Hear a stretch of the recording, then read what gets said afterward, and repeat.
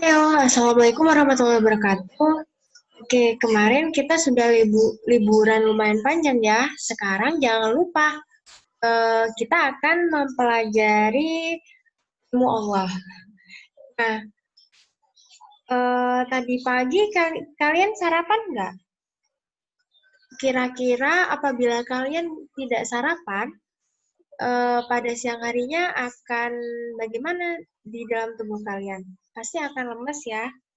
Kira-kira kenapa kok bisa kalau kalian sarapan itu menyebabkan lemas, lemas pada tubuh, terus nggak semangat, kayak lelah, letih gitu, lelah, letih dan lesu gitu. Nah ternyata untuk menjalankan proses kehidupan kita semua, baik manusia maupun hewan dan juga tumbuhan memerlukan suatu energi. Nah, kira-kira dari manakah energi tersebut dapat kita peroleh? Energi yang dapat kita peroleh bisa dari makanan yang kita makan. Karena di dalam tubuh, makanan yang kita makan tidak dapat langsung menghasilkan energi. Tapi makanan tersebut harus dicerna terlebih dahulu melalui sistem pencernaan sehingga dihasilkan sari-sari makanan. Nah, selanjutnya sari-sari makanan tersebut akan diedarkan ke seluruh sel-sel tubuh melalui sistem peredaran darah. Nah, di dalam sel-sel tubuh ini, sari-sari makanan mengalami proses oksidasi dengan menggunakan oksigen. Oksigen tersebut diperoleh tubuh melalui sistem pernapasan atau respirasi. Dan pada akhirnya, proses oksidasi terhadap sari-sari makanan akan menghasilkan energi yang digunakan tubuh untuk menjalankan proses kehidupan. Jadi seperti itu. Jadi apabila kalian misalnya yang luring ini berangkat sekolah, namun tidak sempat sarapan pagi, maka dia akan kurang konsentrasi dan juga lemas gitu. Nah, ada juga ungkapan yang berbunyi, kamu adalah apa yang kamu makan, di mana ungkapan tersebut terkait dengan peran makanan terhadap kesehatan dan kehidupan tubuh seseorang. Jadi, apa makanan yang kita makan seharusnya tidak hanya berdasarkan kesukaan, tetapi sebaiknya juga berdasarkan dengan pemenuhan gizi yang cukup dan juga seimbang. Jadi, makanan yang kita makan itu harus bersifat higienis, yang mana ia akan terbebas dari bibit penyakit atau zat-zat yang berbahaya bagi kesehatan. Nah, manusia membutuhkan makanan bergizi dalam jumlah yang seimbang. Kira-kira makanan bergizi itu apa sih? Makanan bergizi merupakan makanan yang mengandung zat-zat gizi atau nutrisi yang dibutuhkan oleh tubuh sebagai sumber energi dalam tumbuhan maupun dalam mempertahankan kesehatan. Nah, nutrisi ini dikenal juga dengan istilah sari-sari makanan. Diperoleh dari mana? Diperolehnya melalui pemecahan atau pencernaan makanan oleh sistem pencernaan. Jadi makanan yang kita makan harus seimbang ya. Kenapa? Karena makanan yang kita makan ini memang mengandung beberapa nutrisi, namun apakah jumlah nutrisi tersebut tepat atau sesuai dengan kebutuhan tubuh gitu. Jadi kita harus menghitung apakah makanan yang kita makan ini seimbang atau tidak, karena kalau berlebihan akan mengakibatkan efek yang sangat fatal sekali. Nah, kira-kira ada berapa jenis sih nutrisi yang dibutuhkan oleh tubuh? Yang pertama ada karbohidrat, yang kedua ada protein, yang ketiga ada lemak, yang keempat ada mineral, yang kelima ada vitamin, dan juga ada air. Nah, sebelum kita mempelajari lebih dalam lagi terkait jenis-jenis nutrisi, kira-kira fungsi nutrisi tersebut, fungsi nutrisi sendiri itu apa gitu. Jadi, ada fungsi utama nutrisi. Yang pertama, nutrisi ini sebagai penghasil energi. Nah, Jenis nutrisi yang digunakan sebagai penghasil energi bagi tubuh ada karbohidrat dan juga lemak. Nah, karbohidrat ini banyak tersedia dan dapat diperoleh dengan harga yang tidak terlalu mahal ya. Misalnya singkong, ada juga nasi. Selain itu ada juga lemak. Lemak ini berperan sebagai cadangan energi dan siap digunakan ketika kebutuhan energi melalui karbohidrat tidak mencukupi. Maksudnya apabila karbohidratnya tidak cukup, maka lemak di dalam tubuh kita yang digunakan sebagai sumber energi. Nah, selain sebagai penghasil energi, ternyata fungsi nutrisi ini juga sebagai pembangun tubuh. Nah, jenis nutrisi yang digunakan sebagai pembangun tubuh yaitu berupa protein. Protein ini berfungsi membangun otot, kulit, darah, dan juga tulang.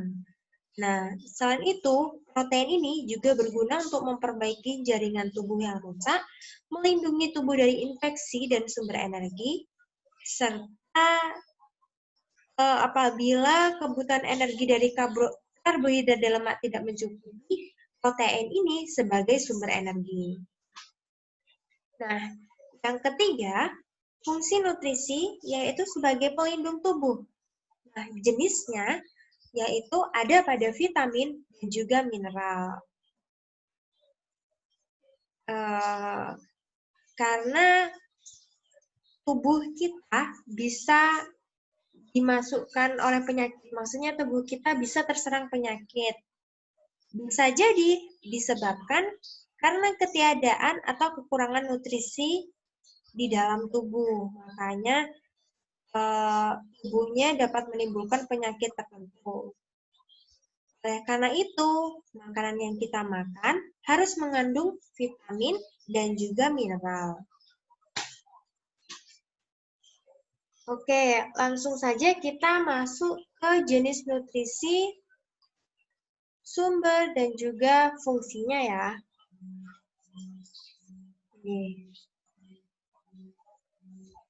Oke, di sini ada pernyataan bahwa banyak orang-orang yang lebih mementingkan rasa suatu makanan daripada nilai gizi yang terkandung di dalam makanan. Di mana sepotong roti akan mudah kita santap, namun hanya memberikan beberapa nutrisi yang kita butuhkan. Apakah kamu bahwa nutrisi pada makanan berperan penting dalam memberikan energi dan bahan untuk perkembangan, pertumbuhan, dan perbaikan sel tubuh? Karena itu, kita harus memilih makanan dengan kandungan nutrisi yang tepat supaya tidak menimbulkan penyakit. Ini ya yang tadi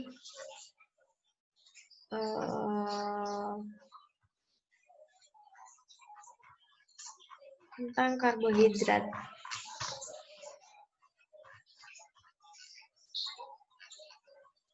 Belum ya. Oke. Ini masih fungsi gizi. Ya ini. Jadi ini jumlah energi ini kan berasal dari apa yang kita makan. Nah, jumlah energi yang dibutuhkan oleh tubuh seseorang itu menggunakan satuan kalori. Sama halnya pada tubuh, jumlah energi yang tersedia dalam makanan itu juga diukur dalam satuan kalori. Nah, satu satuan kalori menunjukkan jumlah energi yang dibutuhkan untuk menaikkan suhu 1 gram air sebesar 1 derajat Celcius. Nah, kalau 1 kilokalori sama dengan 1000 kalori, itu sama dengan 4.200 Joule. Ini ada nasi, ada juga roti, ada juga pisang. Nah, apakah makanan-makanan tersebut mengandung jumlah kalori yang sama? Jawabannya tidak ya. Oke, yang ini tentang metabolisme. Kira-kira apakah nutrisi seseorang akan sama satu lain? Jawabannya tidak, yaitu tergantung oleh beberapa faktor. Jadi ada beberapa faktor yang mempengaruhi kebutuhan energi seseorang. Yang pertama, usia, dikarenakan usia, jenis kelamin, serta aktivitas yang dilakukan. Misalnya apabila kita melakukan banyak kegiatan dengan kita duduk atau tidur-tiduran, maka kita lebih cenderung cepat lapar ketika kita melakukan banyak aktivitas daripada hanya duduk atau beristirahat gitu. Karena apa? Karena ketika kita melakukan banyak aktivitas, maka kalori yang dibutuhkan juga lebih banyak, sehingga pembakaran energi dari makanan yang kita makan juga lebih cepat dibandingkan apabila kita hanya beristirahat saja. Nah, ini tabel jumlah kalori yang dibutuhkan pada beberapa aktivitas.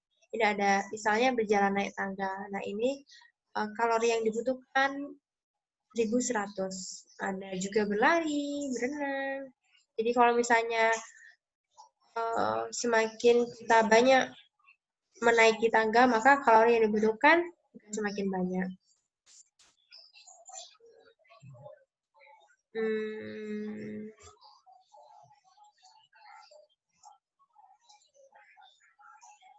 Ya, jadi keseimbangan energi dapat terjadi apabila kalori yang masuk dalam tubuh melalui makanan sama dengan kalori yang dikeluarkan melalui metabolisme tubuh dan aktivitas otot. Jadi kalori yang masuk itu harus sama dengan kalori yang keluar. Nah, bagaimana kalau misalnya kalori yang masuk beda dengan kalori yang keluar? Misalnya, kalori yang masuk itu 10.000. Nah, kalori yang keluar itu hanya 7.000. Nah, bagaimana 3.000 kalorinya? Maka dia akan tersimpan. Jika kalori yang masuk dalam tubuh melebihi kalori yang dikeluarkan, maka akan terjadi keseimbangan energi positif. Artinya, jaringan tubuhmu akan menyimpan kelebihan nutrisi. Nah, bisa jadi akan menyebabkan kenaikan berat badan. Nih, kenaikan berat badan dapat terjadi jika sekitar 3.500 kilokalori disimpan dalam bentuk lemak pada jaringan tubuh. Sebaliknya, jika kalori yang dikeluarkan tubuh lebih besar dibandingkan kalori yang masuk, maka akan terjadi keseimbangan negatif. Artinya tubuh akan melakukan pembakaran sifat nutrisi yang tersimpan dalam tubuh untuk memenuhi kalori yang dibutuhkan. Jadi, nutrisi yang tersimpan akan dibakar untuk kalori yang kita butuhkan. Nah, hal ini dapat menyebabkan berat badan menurun. Gitu. Oleh karena itu, apabila kita ingin menjaga berat badan tetap seimbang, kalian harus menjaga agar kalori yang masuk sama dengan kalori yang dikeluarkan. Jadi seperti itu ya. Ini contoh hitungnya. Nanti kita akan mengerjakan ini. Lanjut dulu. Yang ini juga. Nah, ini jenis-jenis nutrisi. Yang seperti yang saya katakan tadi, ada karbohidrat, ada lemak, ada protein, vitamin, dan juga ada mineral. Ini, jadi kalau karbohidrat, lemak, protein, dan vitamin, dia itu merupakan nutrisi organik, karena mereka mengandung karbon. Nah, kalau anorganik, dia itu contohnya air dan mineral, karena dia itu tidak mengandung karbon di dalamnya. Nah, makanan yang mengandung karbon ini harus dicerna. Kecuali vitamin harus dicerna atau dipecah terlebih dahulu. Nah, sedangkan air, vitamin, dan juga mineral ini bisa langsung digunakan sehingga diserap oleh sel-sel tubuh. Ini ya, contoh karbohidrat. Apabila di samping kalian ada sebuah biskuit, bisa kalian baca komposisinya. Nah, di sana akan ada tulisan karbohidrat yang tertera pada buku tersebut dan juga jumlah karbohidratnya itu bakal lebih tinggi daripada jumlah nutrisi yang lainnya. Nah, setiap molekul karbohidrat itu terbuat dari karbon, hidrogen, dan juga oksigen. Nah, karbohidrat ini merupakan sumber utama energi bagi tubuh. Karena 1 gram karbohidrat akan menghasilkan 4,1 kilokalori. Nah, di sini Ada 3 jenis karbohidrat, yaitu ada gula, pati, dan juga serat. Nah, gula ini merupakan contoh karbohidrat yang sederhana. Contohnya apa? Contohnya buah-buahan, madu, dan juga susu. Nah, 2 jenis karbohidrat yang lainnya, yaitu pati dan serat, disebut sebagai karbohidrat kompleks, di mana pati ini ditemukan di dalam umbi-umbian seperti kentang, makanan yang terbuat dari biji-bijian, dan juga ada serat, yaitu serat atau selulosa, dia itu ditemukan di dinding sel tumbuhan. Jadi seperti di sel-sel tumbuhan, di sayur-sayuran gitu. Jadi sayuran itu kan banyak seratnya ya. Gitu. Nah, makanan seperti roti gandum atau sereal, kacang-kacangan, dan juga sayuran, bambu, dan buah-buahan, dia itu merupakan sumber serat yang baik. Serat tidak dapat dicerna oleh saluran pencernaan makanan manusia, sehingga dikeluarkan sebagai feses. Dengan demikian, serat bukan merupakan sumber energi bagi tubuh manusia. Jadi dia membantu dalam pengeluaran pencernaan makanan gitu. Jadi kenapa misalnya BAB-nya susah atau sulit, maka kita harus memakan makanan yang banyak mengandung seratnya supaya lancar BAB-nya gitu. Nah, apabila kita mengkonsumsi karbohidrat secara berlebihan, ini tidak boleh karena dia akan menyebabkan penyakit gula atau bisa disebut dengan diabetes. Nah, hati-hati dengan diabetes ini karena diabetes ini itu nggak harus nunggu tua dulu gitu. Malahan ada beberapa anak kecil gitu, dia tuh sudah mengalami diabetes. Nah, ini juga ada penelitian menurut WHO, di mana 246 juta orang di dunia mengidap diabetes. Jumlah ini menunjukkan hampir 6% dari populasi orang dewasa di dunia. Karena jumlahnya yang besar ini, maka diabetes disebut dengan the silent epidemic. Jadi, epidemi yang sembunyi-sembunyi. Gitu. Penyebab utama peningkatan kejadian diabetes adalah gaya hidup. Gitu. Makanya kita harus melakukan olahraga yang teratur dan pengaturan pola makanan untuk mengurangi atau menunda timbulnya diabetes lebih dari 50%. Nah, untuk mengetahui kadar gula di dalam tubuh kita, kita bisa menggunakan alat pengukur kadar gula dalam darah. Contohnya yang di foto ini ya. Ini. Nah, kadar gula normal, orang normal, itu berkisaran antara 600 sampai 100 mg DL deciliter ya. Saat dalam kondisi tidak makan. Nah, jika setelah makan, maka kadar gula maksimal itu 140 mg per desiliter. Selanjutnya ada lemak. Lemak atau biasa disebut dengan lipid ini diperlukan oleh tubuh karena dia sebagai penyediaan energi sebesar 9,3 kilokalori per gram, di mana dia akan melarutkan vitamin A, D, E, K. Menyediakan asam lemak esensial bagi tubuh manusia. Jadi lemak ini bukan dihindari ya, tapi juga dibutuhkan sebagai cadangan makanan. Jadi kalau misalnya sumber energinya habis, maka kita akan menggunakan lemak sebagai sumber cadangannya. Nah, selama proses pencernaan, lemak dipecah menjadi molekul yang lebih kecil, yaitu asam lemak dan juga gliserol. Ini nih ya. Lemak ini merupakan unit penyimpanan yang baik untuk energi. Kelebihan energi dari makanan yang kamu makan akan diubah menjadi lemak dan disimpan untuk digunakan di lain waktu. Nah, berdasarkan struktur kimianya, ada lemak jenuh dan juga ada lemak tak jenuh. Lemak tak jenuh biasanya cair.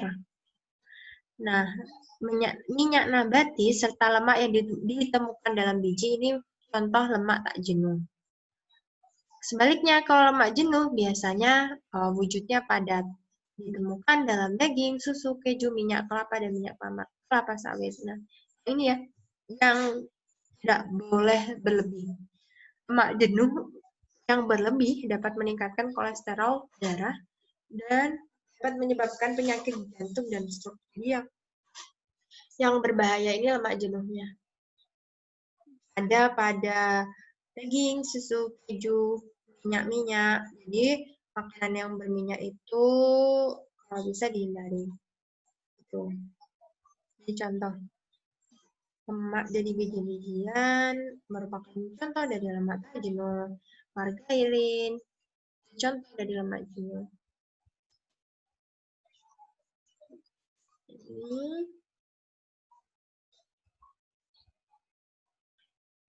bisa juga ada mengidentifikasi apakah makanan kita itu mengandung lemak atau tidak, yaitu dengan menggunakan kertas saring, di mana nanti makanan yang akan diuji itu dioleskan ke kertas saring, kemudian kita tunggu beberapa saat, dan apabila kertas saringnya itu transparan atau tembus pandang ya, jadi dipastikan bahwa makanan tersebut mengandung lemak. Gitu.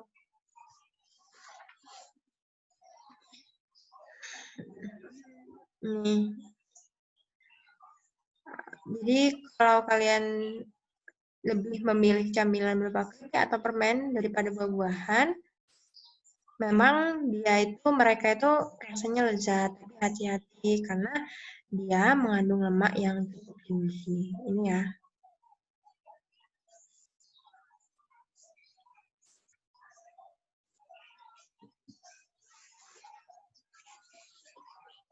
Terus juga ada protein,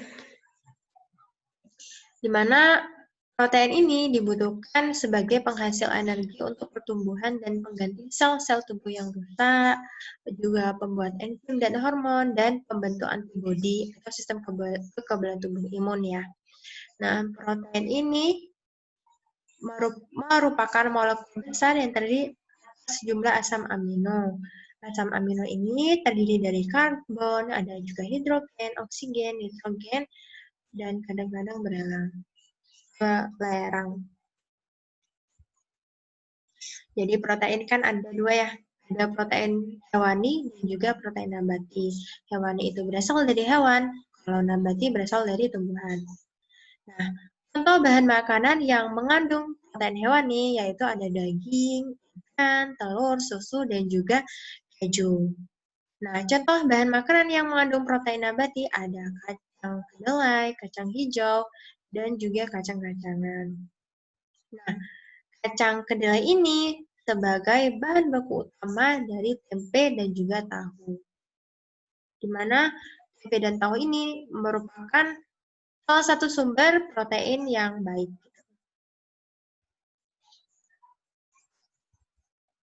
Ini ya, apabila kita ingin mengetahui kandungan nutrisi dalam menu makanan sehari-hari, apa yang kita makan, yaitu dengan cara menggunakan indikator uji makanan atau regen.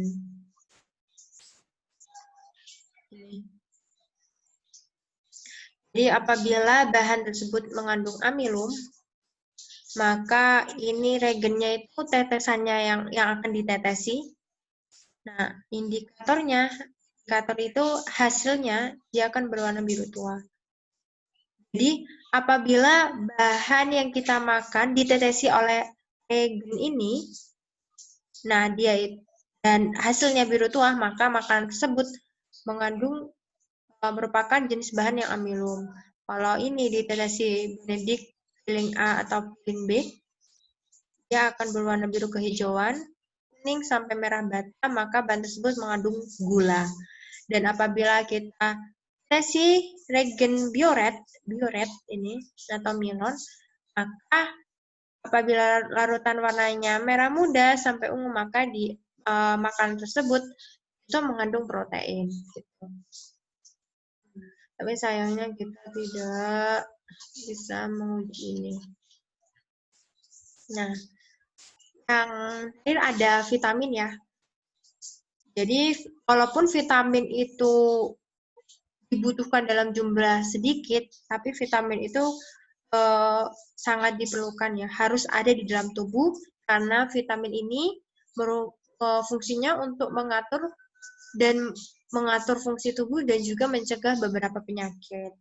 Nah, vitamin ini dikelompok menjadikan dua, yaitu larut dalam air dan larut dalam lemak. Nah, yang tadi kan kita udah tahu nih, yang larut dalam lemak vitamin A, D, E, K. Nah, sedangkan yang dalam air berarti B dan C. Nah, khusus vitamin D ini dapat terbentuk ketika kulit terkena sinar matahari. Karena di dalam tubuh ada provitamin D. Jadi ini ya, ini ada macam-macam vitamin dan juga manfaatnya dan juga sumbernya. Vitamin A kita tahu menjaga kesehatan mata, contohnya wortel, sayuran, buah-buahan, susu, telur. Ada vitamin D, mengatur fungsi tubuh, membantu untuk menghasilkan sel darah merah, ada gandum. Vitamin C, membentuk kolagen, menjaga kesehatan jaringan tubuh seperti gusi dan otot. Contohnya buah jeruk yang asam-asam gitu. Vitamin D, menguatkan tulang dan gigi, ada di kuning telur, minyak ikan, paparan sinar matahari, jangan lupa. Vitamin E sebagai antioksidan biasanya dibuat kulit gitu, mengandung melindungi sel dari kerusakan. Minyak sayur, kacang-kacangan.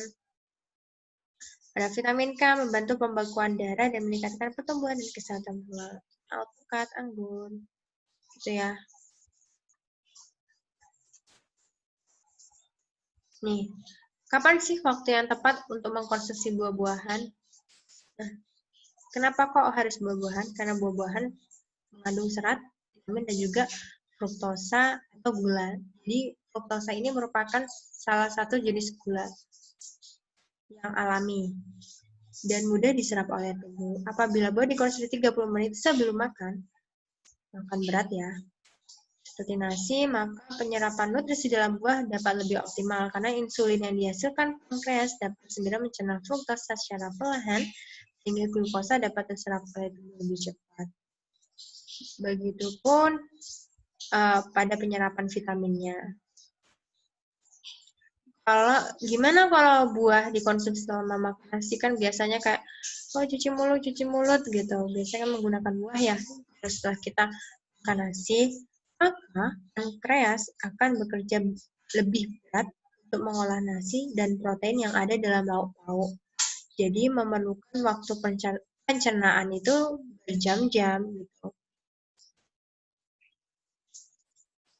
Bisa sih dikonsumsi setelah makan berat, tapi lebih baiknya makannya itu beberapa jam setelah makan berat gitu. Agar makanan yang sebelumnya masuk ke dalam tubuh sudah dicerna dengan baik sehingga nutrisi dalam buah juga dapat terserap secara optimal. Kekurangan vitamin dapat menyebabkan beberapa gangguan. Contohnya kalau vitamin C biasanya kita sariawan. Jadi kalau kalian sering mengalami sariawan ini, maka segera mengkonsumsi vitamin C, yaitu misalnya pada buah-buahan yang mengandung vitamin C, misalnya jeruk, stroberi, asam jawa.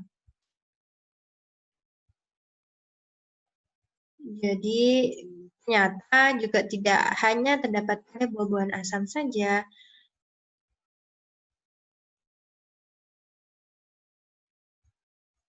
Ada beberapa buah-buahan yang juga banyak mengandung vitamin C.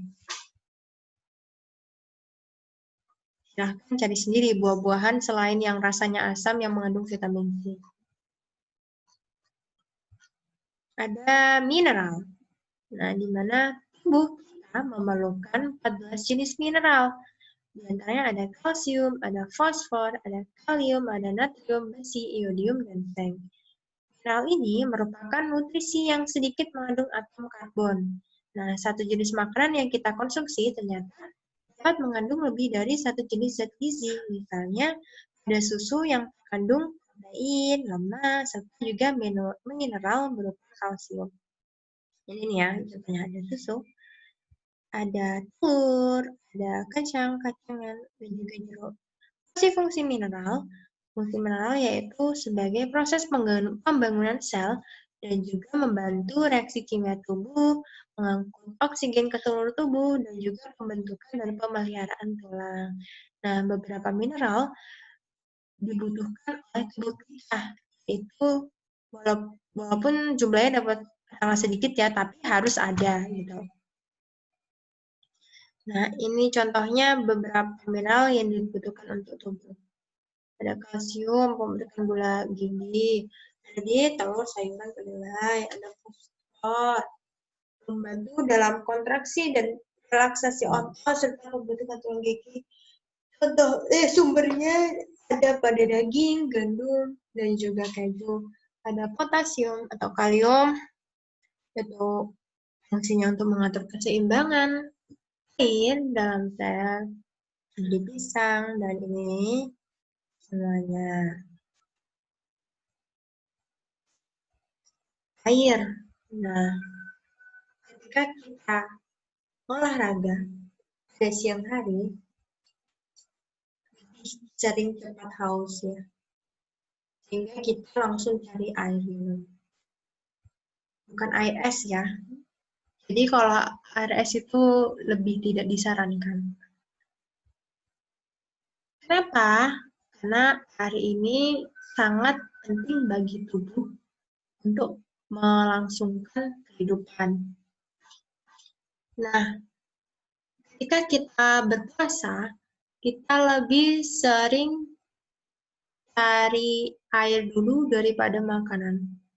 Kalau yang dicari makanan dulu baru air itu mungkin hanya ada beberapa orang saja. Tapi kenapa kita bisa menahan lapar daripada menahan haus gitu. Kita ketahui bahwa dalam tubuh kita 70%-nya itu adalah air gitu ya. Sel dalam tubuh kita itu membutuhkan air untuk beraktivitas gitu. Di samping itu, nutrisi yang masuk di dalam tubuh kita itu tidak dapat digunakan oleh sel-sel tubuh apabila mereka tidak terlalu dalam air. Nah, tubuh dapat kehilangan air apabila kita bernafas, berkeringat, buang air besar maupun air kecil. Jadi, ketika kita bernafas aja, kita tuh butuh air. Kenapa?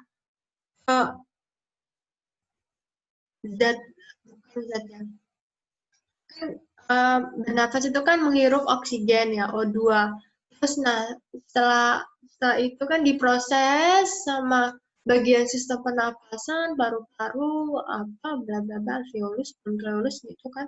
Nah, terus dikeluarin. Nah, dikeluarinnya itu kan berupa CO2.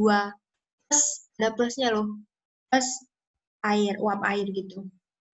Plus H2O. Jadi kenapa kalau misalnya kita kayak mendekatkan hidung kita di kaca itu bakal mengembun ya karena ada uap airnya gitu. Makanya air itu penting banget di dalam tubuh. Nah, kehilangan air tersebut harus segera diganti dengan minum air sebanyak 2 liter atau 18 gelas sehari. Namun, minum air itu bukan satu-satunya cara untuk memasuk sel-sel dengan air karena tanpa kita sadari, makanan yang kita makan mengandung banyak air. Contohnya apel mengandung 80% air dan daging mengandung 66% air. Ya. Tubuh manusia 72%-nya ada air. Paru-paru 90% air, darah, air. Ini persentase air dalam tubuh manusia. Nah, selain itu, fungsi air sendiri di dalam tubuh itu sebagai pembentuk sel dan cairan tubuh, pengatur suhu tubuh, pengaruh zat gizi lain, dan membantu proses pencernaan makanan, perumas dan bantuan, dan juga sebagai media transportasi dan media pengeluaran sistem metabolisme. Selanjutnya, struktur dan fungsi sistem pencernaan makanan pada manusia. Nah, ingat kan tentang makanan yang diperlukan oleh tubuh untuk memasak energi. Jadi ada 4 proses langkah-langkah dalam mencerna makanan. Ada ingesti, yaitu proses memasukkan makanan ke dalam mulut. Ada digesti, yaitu proses pencernaan. Ada absorpsi, penyerapan sari-sari makanan, dan defekasi, atau pengeluaran zat yang tidak diperlukan. Nah, pada saat makanan masuk di dalam mulut, maka proses pencernaan itu akan dimulai. Nah, pencernaan ini merupakan proses pemecahan makanan menjadi molekul-molekul kecil sehingga dapat diserap oleh tubuh melalui pembuluh darah. Yang selanjutnya, molekul makanan dari darah masuk ke dalam sel, melintasi membran sel. Nah, molekul yang tidak digunakan atau tidak dibutuhkan akan dikeluarkan dari tubuh melalui sistem ekskresi seperti keringat, urin. Gitu.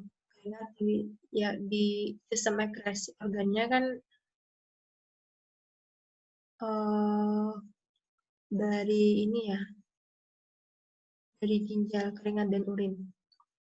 Makanan yang tidak tercerna itu akan dikeluarkan melalui anus berupa feses. Nah, ini disebut sebagai proses defekasi. Pencernaan makanan terbagi atas 2 macam, yaitu ada mekanis dan juga kimiawi. Nah, kalau mekanis itu terjadi ketika makanan dikunyah, dicampur, dan juga diremas. Nah, contohnya terjadi di dalam mulut, yaitu pada saat makanan dihancurkan oleh gigi. Nah, pencernaan kimiawi itu terjadi ketika reaksi kimia menguraikan molekul besar menjadi molekul yang lebih kecil. Nah, contohnya pencernaan kimiawi ini ada di mulut juga, yaitu dilakukan dan dibantu oleh enzim-enzim pencernaan seperti enzim amilase, lipase, dan juga tripsin. Jadi ini ya, yang kita makan maka akan dicerna oleh pencernaan mekanis, yaitu sampai kecil, yaitu dikunyah. Kemudian di pencernaan kimiawi ini akan dipisahkan gitu, dibantu oleh enzim untuk dipecahkan lebih sederhana lagi. Gitu. Nah, ini ada organ pencernaan utama, yaitu ada organ utama ini terdiri atas saluran pencernaan dan juga organ aksesori atau organ penambahan. Nah, kalau yang di bagian saluran pencernaan ini ada saluran yang dilalui bahan makanan, dimulai dari mulut, kerongkongan, lambung, usus halus, usus besar, rektum, dan berakhir di anus ya. Nah, lidah, gigi, kelenjar air ludah, hati, kantong, empedu ini merupakan organ aksesori atau organ tambahan.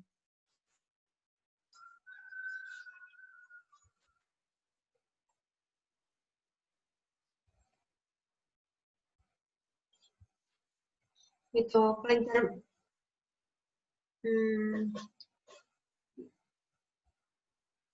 yang organ aksesori ini yang membantu pencernaan mekanis dan kimiawi. Kelenjar pencernaan adalah organ aksesori yang mengeluarkan enzim untuk membantu mencerna makanan untuk. Nah, kelenjar ini kan merupakan organ tubuh yang menghasilkan getah tertentu. Nah, apa sih fungsi kelenjar pencernaan ini? Jadi kelenjar pencernaan ini membantu pencernaan makanan yang terjadi di atas kelenjar ludah, ada kelenjar getah lambung, hati, pankreas, dan juga usus halus. Tuh. Jadi makanan yang kita makan itu tidak langsung dapat digunakan, tapi harus dicerna dulu atau dipecah dulu menjadi zat yang sederhana dan diserap, baru bisa diserap dan dimanfaatkan oleh tubuh. Oke, ini ada mulut. Jadi di mulut ini ada pencernaan ingesti atau mengunyah ya. Nah, di dalam mulut ini ada gigi, lidah, dan juga kelenjar air liur atau kelenjar saliva. Nah, air liur ini mengandung mukosa atau lendir, di mana dia itu sebagai antibakteri dan enzim amilase atau dikenal sebagai enzim pitialin. Jadi, air liur ini mengandung enzim amilase dan juga mukosa atau lendir ini yang berfungsi sebagai antibakteri. Nah, enzim amilase ini atau enzim pitialin ini akan memecah molekul amilum menjadi maltosa. Di dalam mulut terjadi dua proses pencernaan, yaitu mekanis dan juga kimiawi. Nah, mekanisnya itu ketika mengunyah makanan dan kimiawinya itu saat enzim membantu dalam penyerapan, dalam mengubah atau memecah. Terus setelah dikunyah, kemudian makanan tersebut akan ditelan. Nah, melalui kerongkongan atau esofagus. Itu bentuknya udah bolus. Nah, faring ini merupakan saluran yang memanjang dari bagian belakang rongga mulut sampai permukaan kerongkongan atau esofagus. Nah, ini ada pangkal faring atau terdapat katup penapasan yang disebut sebagai epiglotis, di mana dia akan fungsinya itu membuka dan menutup. Jadi kalau misalnya kan faring ini kan tidak hanya di pencernaan makanan, tapi juga berhubungan dengan pernafasan, di mana dia akan membuka menutup supaya makanan ini tidak masuk ke saluran pernafasan. Selanjutnya ada otot kerongkongan. Fungsi otot pada kerongkongan ini akan berkontraksi yang akan menimbulkan gerakan meremas atau mendorong bolus ke dalam lambung. Yaitu gerak meremas ini disebut sebagai gerak peristaltik. Jadi ketika makanan masuk, kemudian epiglotisnya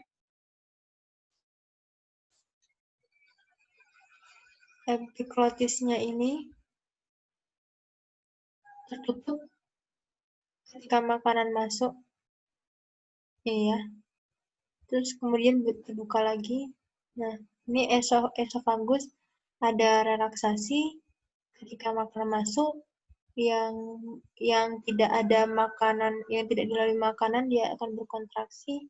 Kemudian ini ada gerakan gerakan meremas makanan atau gerakan disebut sebagai peristaltik yang akan disalurkan ke lambung. Nah, setelah dari esofagus, maka dia akan masuk ke lambung, di mana di lambung ini juga terjadi pencernaan secara mekanis dan juga kimiawi. Nah, secara mekanis, otot lambung berkontraksi mengadu-aduk bolus. Nah, secara kimiawi, bolus ini tercampur dengan getah lambung. Nah, getah lambung ini mengandung asam klorida, ada enzim pepsin dan juga enzim renin. Asam klorida atau HCl ini berfungsi sebagai ruangan dalam lambung yang nanti sifatnya asam, yaitu pH 1-3. pH 7 itu garam atau netral ya, di atas 7 basa, jadi 1-6 itu dia basa, sehingga dia dapat membunuh kuman yang masuk bersama dengan makanan. Jadi kalau air liur tadi itu membunuh bakteri, ya, jadi kalau misalnya udah bakterinya handal gitu terlalu kuat, maka tenang saja di lambung ini ada HCl, dia akan membunuh kuman. Dan juga ada enzim pepsin yang akan menghidrolisis atau memecah protein menjadi pepton dari polipeptida dan asam. Nanti ini lebih jelasnya akan dijelaskan di SMA ya. Dan ini ada enzim renin akan mengendapkan protein kasein yang terdapat dalam susu. Nah, setelah melalui proses pencernaan selama 2-4 jam di dalam lambung, maka bolus menjadi bahan kekuningan atau disebut dengan kimus atau bubur usus. Nah, kimus ini akan masuk sedikit demi sedikit ke dalam usus 12 jari. Nah, ini dibantu oleh sphincter, yaitu otot-otot yang tersusun melingkar antara lambung dan usus 12 jari.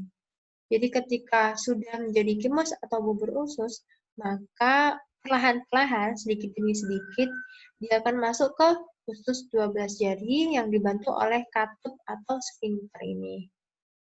Gitu. Nah, di usus halus makanannya ngapain? Gitu ya. Kita harus tahu dulu usus halus ini ada 3 bagian, yaitu ada usus 12 jari, duodenum, yang panjangnya 0 sampai 25 meter, ada usus tengah atau jejunum, dan ada usus penyerapan atau ileum. Ini ya. Yang paling panjang itu jejunum, yang tengah ya, panjangnya 7 meter. Nah, sedangkan yang ileum ini 1 meter. Nah, di dalam usus halus ini akan terjadi pencernaan secara kimiawi saja. Jadi yang hanya kimiawi dan mekanik itu ada di dua, ada di mulut sama di lambung. Nah, jadi ketika masuk dari lambung ke usus 12 jari, dia akan sebentar.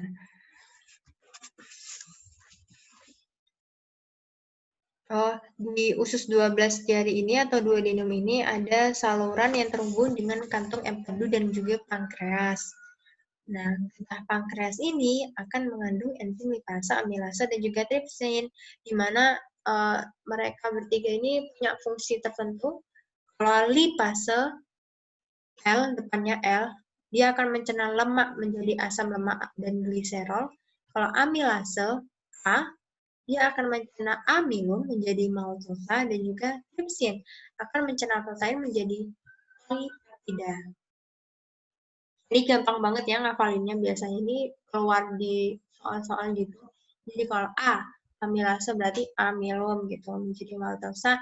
B, lipase berarti mencerna makanan, mencerna lemak menjadi asam lemak dan gliserol, dan selanjutnya ada tripsin, yaitu mencerna protein menjadi polipeptida.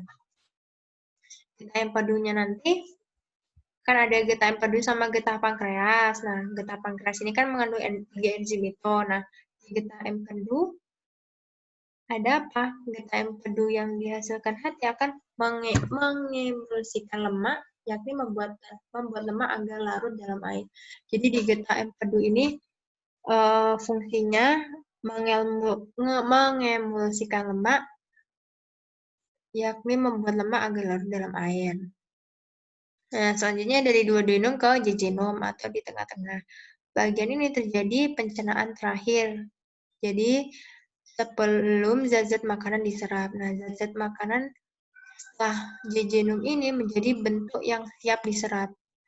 Jadi, sebelum diserap, di jejunum ini makanan atau tadi apa ya, timus gitu, sudah siap diserap di usus tengah ini. Penyerapan zat-zat makanan terjadi di ileum atau di mana tadi, di akhir, di pucuk usus penyerapan di akhir sebelum ke usus besar. Jadi kalau ada glukosa, vitamin, asam amino, mineral, setelah diserap oleh villi, usus halus akan dibawa oleh darah menuju hati dan diedarkan ke seluruh tubuh. Itu zat-zat yang diserap ya. Jadi glukosa, vitamin yang ada dalam air, asam amino, dan juga mineral setelah diserap oleh villi usus halus akan dibawa oleh darah menuju hati dan baru bisa diedarkan ke seluruh tubuh. Nah, glukosa dalam hati selanjutnya disimpan dalam bentuk glikogen, asam lemak, gliserol, dan juga vitamin yang larut dalam lemak setelah diserap oleh villi usus halus akan dibawa oleh pembuluh getah bening menuju hati, kemudian disimpan dalam jaringan lemak.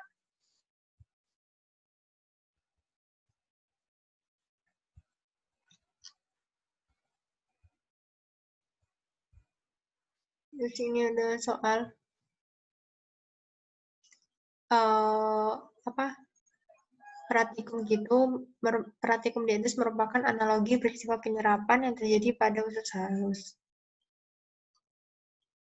Jadi ini ya, ke pembuluh darahnya yang menyebarkan zat-zat itu ke hati, baru dari hati ke seluruh tubuh gitu. Semakin luas bidang permukaan bagian dalam usus, semakin banyak pilihan terdapat akan menyebabkan proses penyerapan yang terjadi juga akan semakin efektif. Ya Allah, Masya Allah sekali. Terus ada usus besar. Usus besar atau juga disebut dengan kolon, yang panjangnya kurang lebih 1 meter, terdiri atas kolon ascendens, kolon transversum, dan kolon descendens. Dan nantinya berakhir pada anus. Nah, di antara usus halus dan anus itu ada usus buntu. Seperti umbai cacing ya, pada ujung sekum atau usus buntu ini terdapat tonjolan kecil yang disebut umbai cacing atau appendix yang berisi massa sel darah putih yang berperan dalam imunitas. Bahan makanan yang sampai pada usus besar dapat dikatakan sebagai zat-zat sisa. 1-4 hari, terdiri dari air, bahan makanan yang tidak dapat dicerna, misalnya selulosa. Apa sih fungsi usus besar? Fungsi usus besar yaitu mengatur kadar air pada sisa makanan. Apabila kadar air pada sisa makanan terlalu banyak, maka dinding usus besar akan menyerap kelebihan air tersebut. Sebaliknya, apabila sisa makanan kekurangan air, maka dinding usus besar akan mengeluarkan air dan mengirimnya ke sisa makanan. Jadi di dalam usus besar ini banyak sekali bakteri Escherichia coli-nya yang membantu membusukkan sisa-sisa makanan. Nah, bakteri ini dapat membentuk vitamin K dan juga B12. Jadi, sisa makanan yang tidak terpakai oleh tubuh beserta gas-gas yang berbau yang disebut tiga atau feses nantinya akan dikeluarkan melalui anus. Jadi seperti itu ya. Nah, ini nanti kita kerjakan. Ini kan sistem pencernaan. Nah, ini ada organ pencernaan tambahan yaitu hati. Enzim pencernaan membantu mencerna makanan dengan menghasilkan enzim-enzim yang digunakan dalam pencernaan makanan secara kimiawi, yaitu ada hati, ada kantong empedu, dan juga pankreas. Ada hati, yang merupakan kelenjar terbesar dalam tubuh, di mana dia itu letaknya di rongga perut sebelah kanan di bawah diafragma, yang berfungsi dalam proses detoksifikasi, detoks racun, berarti dia itu menetralisir racun. Ketika dalam darah, terkandung beberapa zat yang berbahaya dan bersifat racun, maka hati kita akan menetralisir racun tersebut sehingga tidak berbahaya lagi bagi tubuh. Nanti outputnya hati ini akan menghasilkan keringat atau kencing gitu. Jadi kencing itu kan kayak merupakan netralisir racun. Jadi kayak racunnya itu dibuang melalui kencing. Jadi makanya jangan suka ngempet kencing gitu. Karena kita kencing itu mengeluarkan zat-zat yang beracun, zat-zat yang berbahaya di dalam tubuh. Hati merupakan organ penyimpanan. Dia akan memindahkan zat besi dan vitamin A, D, K, dan B12 dari darah dan disimpan. Hati juga berperan dalam menjaga keseimbangan kadar glukosa pada darah. Nah, ketika kadar glukosa dalam darah rendah, maka hati akan melepaskan glukosa dengan memecahkan glikogen. Bahkan apabila apabila dibutuhkan glukosa lagi, maka hati akan mengubah gliserol, asam lemak, dan asam amino menjadi glukosa. Nah, selain itu, hati ini juga mengatur kadar kolesterol dalam darah, di mana kolesterol ini akan diubah menjadi asam kolik yang berfungsi untuk mengemulsi lemak. Nah, sel-sel hati ini akan mengeluarkan getah yang mengandung kolesterol, asam kolik, garam, empedu, lecithin, bilirubin, dan elektrolit. Nah, getah ini disebut sebagai getah empedu. Ada getah empedu, ada kantong empedu. Nah, kantong empedu ini merupakan organ di bawahnya hati, di mana di sini dia akan menyimpan getah empedu yang dihasilkan oleh hati. Nah, getah empedu ini warnanya kuning kehijauan, karena dia itu mengandung pigmen bilirubin. Bilirubin ini merupakan pigmen yang terbentuk dari pemecahan hemoglobin. Getah empedu akan dikeluarkan ke usus halus dan berperan dalam mengemulsi lemak. Dengan demikian, lemak akan terpecah menjadi butiran-butiran kecil sehingga lebih mudah dicerna oleh enzim pencernaan dan melanjutkan proses pemecahan hingga dapat diserap oleh tubuh. Juga selanjutnya ada pankreas. Nah, pankreas ini, apa sih pankreas itu? Dia itu organ yang berada di balik perut, di belakang lambung. Sel pankreas ini akan menghasilkan cairan pankreas yang akan masuk ke dalam duodenum. Duodenum itu usus 12 jari, jangan lupa ya, melalui saluran pankreas. Getah pankreas mengandung sodium bikarbonat atau NaHCO3 dan enzim-enzim yang berperan dalam pemecahan karbohidrat, protein, dan juga lemak. Nah, pankreas ini merupakan kelenjar endokrin yang menghasilkan hormon insulin. Hormon insulin ini pengubahan glukosa dalam darah menjadi glikogen yang disimpan dalam hati. Adanya hormon insulin inilah yang mengatur keseimbangan jumlah glukosa dalam darah. Apabila terjadi gangguan dalam produksi insulin, maka mengakibatkan penyakit diabetes. Jadi, penyakit diabetes ini berarti hormon insulinnya ini sedang bermasalah. Karena hormon insulin ini kan yang mengatur keseimbangan jumlah glukosa dalam darah. Jadi seperti itu. Ini penyakit-penyakit gangguan pada sistem pencernaan dan juga upaya untuk mencegah atau menanggulanginya. Ada juga obesitas. Nah, obesitas ini kan gemuk karena apa? Karena lemaknya berlebih dan menimbulkan efek negatif untuk kesehatan. Nah, obesitas ini atau kalau gemuk ini itu dapat menimbulkan beberapa penyakit, yaitu ada jantung, diabetes, osteoartritis. Artritis ini kayaknya di jantung. Dia ini kenapa sih obesitas ini?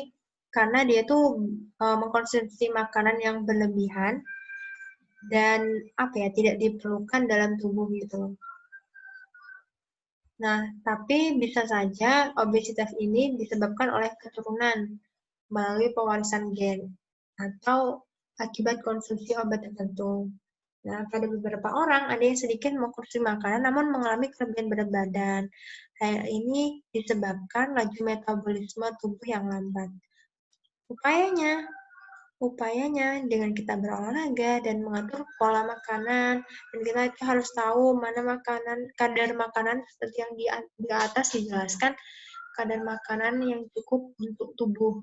So, pengatur pola makanan ini bisa dengan mengurangi konsumsi makanan yang banyak mengandung energi, seperti terlalu tinggi gula, tinggi lemak, gitu. Dan lebih banyak mengkonsumsi makanan yang mengandung serat tinggi. Nah, ini contoh kita menghitung apakah kita ini berat badannya normal atau obesitas atau bagaimana. Itu dengan cara ini, IMT, indeks massa tubuh. Jadi massa ini kalau dalam sehari-hari kita ngomongnya berat, tapi harusnya kita bilang massa tubuh kita dibagi tinggi tubuh kita dikali tinggi tubuh kita. Nah, ini apabila masuk kriteria ini, jadi ini ada banyak kriteria. Kalau misalnya 18,6, oh berarti normal. Jadi bisa kalian cek ya. Ada juga karises, gigi berlubang. Dia itu karenanya infeksi bakteri yang merusak lapisan gigi sehingga merusak struktur gigi. Jadi, bakteri pada mulut mengolah gula sehingga menghasilkan asam. Asam yang diproduksi selama metabolisme dalam mulut ini dapat merusak gigi. Gigi yang berlubang dapat menyebabkan nyeri pada gigi jika sampai terlalu dalam kerusakannya karena telah sampai merusak saraf gigi. Jadi di dalam gigi ini ada sarafnya loh. Nah, pada umumnya penyakit gigi dan mulut disebabkan oleh kurangnya menjaga kebersihan mulut.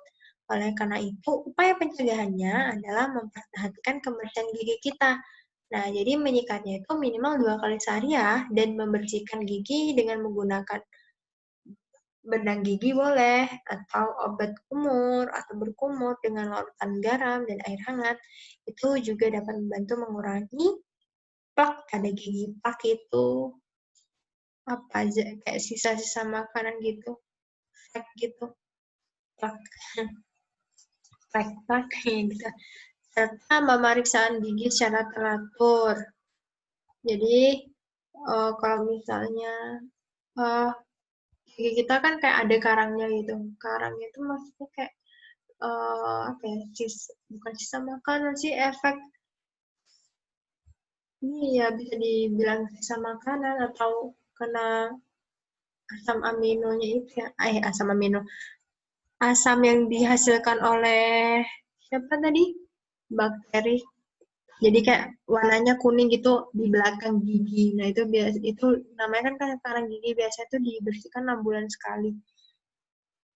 Gitu. Selain itu, kita juga harus mengurangi makanan yang manis seperti permen, minuman bersoda, atau makanan manis lainnya supaya jumlah plak yang menempel pada gigi itu berkurang. Kalau misalnya setelah kita makan makanan yang manis, maka kita dianjurkan untuk berkumur, banyak minum air putih, dan ya, juga bisa mengurangi plak yang menempel pada gigi. Terus ada mah atau gastritis biasa ini sering dialami oleh anak-anak kosan ya. Jadi nanti kalau misalnya kalian akan kos, hati-hati. Dia itu karena asamnya naik, bisa disebabkan peradangan atau iritasi pada lapisan lambung. Jadi, ini kan diakibatkan meningkatnya asam lambung atau infeksi bakteri Helicobacter pylori, di mana dia itu peningkatan asam lambung juga bisa karena stres, makanannya tidak teratur, dan mengkonsumsi makanan yang terlalu pedas atau asam. Nah, upayanya ini dapat dicegah dengan cara makan makanan yang teratur, makan secukupnya, cuci tangan sebelum makan, menghindari makanan yang memicu produksi asam lambung yang berlebihan seperti makan asam, pedas, kopi, itu nggak boleh. Bagi mie. Selain itu, hindari stres yang berlebihan. Jadi, kalau ada tugas, misalnya remedial IPA ya, bab 1, bab 2, bab 3, sama remedi PTS yang linknya belum Ibu bagikan, itu jangan terlalu dipikirin, maksudnya jangan terlalu dipikirin, tapi dikerjakan langsung. Tapi nggak hanya dipikirin saja, tapi dikerjakan. Nah, apabila disebabkan adanya infeksi bakteri Helicobacter pylori, itu dapat diobati dengan mengkonsumsi obat antibiotik seperti amoxicillin dan tetracycline. Tapi harus ada anjuran dari resep dokter. Ada juga hepatitis. Hepatitis ini hati ya, peradangan pada hati. Nah, apabila orang yang mengalami hepatitis itu biasa warnanya kuning orangnya. Gejalanya seperti orang yang terkena flu, yaitu sakit otot, persendian, demam, diare, dan sakit kepala. Biasanya ini hepatitis ini menular ya. Biasanya itu kalau misalnya kita lebih sering makan makanan di luar, nah terus piringnya itu nggak terlalu bersih, nah itu bisa jadi kena hepatitis B kalau nggak salah. Itu penderita hepatitis akut dapat mengalami jaundice, menguningnya kulit dan mata, membesarnya hati, dan membesarnya limfa. Hepatitis kalau nggak segera ditangani, dia akan memicu fibrosis atau kerusakan pada hati dan sirosis gegar hati gitu. Dan sirosis ini dapat meningkatkan risiko berkembangnya kanker hati. Nah, virus hepatitis B merupakan penyebab utama penyakit hepatitis Selain virus hepatitis B, penyakit hepatitis ini juga dapat disebabkan oleh bakteri, jamur, protozoa, racun seperti alkohol, dan penggunaan obat secara terus-menerus. Padahal kita tahu hati ini fungsinya untuk menetralisir racun. Jadi apabila hati kita rusak, maka organ mana lagi yang dapat menetralisir racun gitu ya. Jadi makanya orang yang gagal hati yang kronis, dia bisa jadi rusak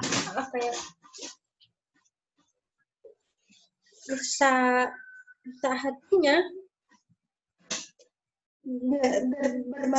bisa jadi bermasalah di bagian urinnya gitu. Terus ada juga diare. Nah, ini sering terjadi apalagi pada masa kanak-kanak, pada masa sekarang. Nah, diare ini merupakan penyakit pada saluran usus besar disebabkan oleh infeksi bakteri dan protozoa seperti Enterococcus coli. Nah, ketika terjadi infeksi di usus besar, iritasi, gerakan peristaltik meningkat, serta air tidak dapat diserap. Jadi penderita diare ini dapat mengalami dehidrasi karena air dalam usus terus-menerus dikeluarkan. Nah, selain itu, penderita diare juga akan mengalami mules di perut karena kontraksi otot pada usus besar terjadi terus-menerus. Pencegahannya dengan menjaga kebersihan makanan, cuci tangan. Kebersihan makanan ini karena biasanya makanan yang kita makan itu kurang higienis, sehingga mengandung bakteri yang bisa menyebabkan diare. Terus minum air yang dimasak atau air kemasan higienis, jagalah kebersihan diri dan lingkungan. Nah, apabila udah terkena diare ini, penanganan yang bisa dilakukan itu dengan meminum oralit atau larutan gula garam untuk mengganti cairan yang banyak keluar diare. Jadi diare ini kan macam-macam.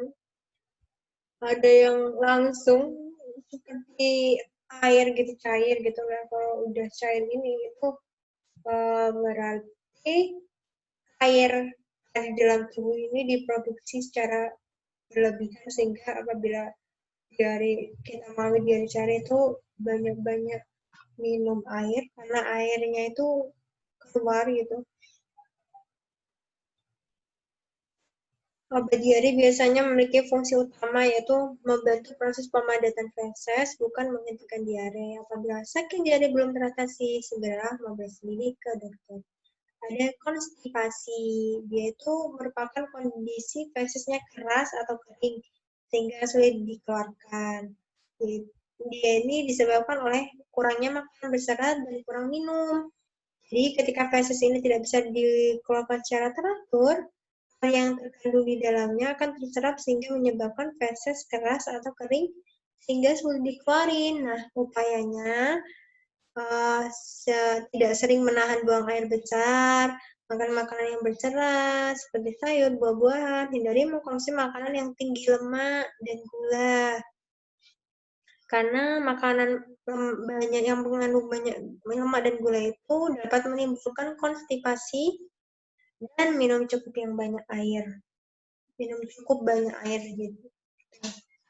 Banyak minum dan makan makanan berserat ini dapat membantu pergerakan feses dan membantu feses lebih lunas sehingga dapat menghindari konstipasi.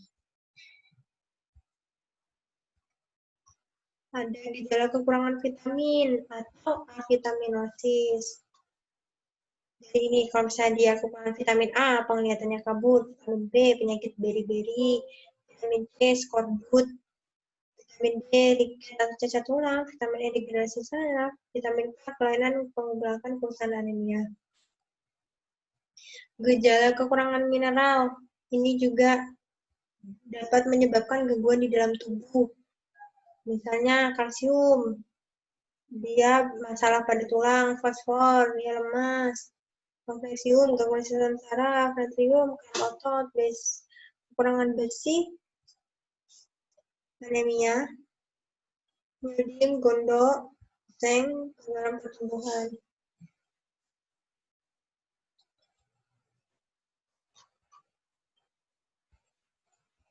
Jadi setelah kita mengetahui tentang sistem pencernaan makanan, terus penyakit-penyakit apabila kita tidak apa ya, kita tidak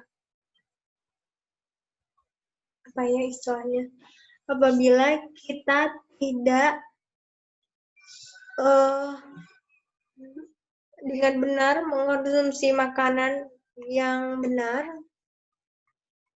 ya maka kita harus mulai dari sekarang kita harus mulai memperhatikan kesehatan pada sistem pencernaan dan asupan nutrisi yang cukup supaya kita tidak mengalami atau terhindar dari gejala-gejala ya gangguan sistem pencernaan itu, yaitu mengatur pola makan yang seimbang dengan aktivitas harian gitu. Alhamdulillah sudah selesai. Untuk tugasnya nanti Ibu sampaikan di LKPD ya. Terima kasih. Kalau misalnya ada pertanyaan, langsung saja tanya di grup WA. Ibu akhiri. Wassalamualaikum warahmatullahi wabarakatuh.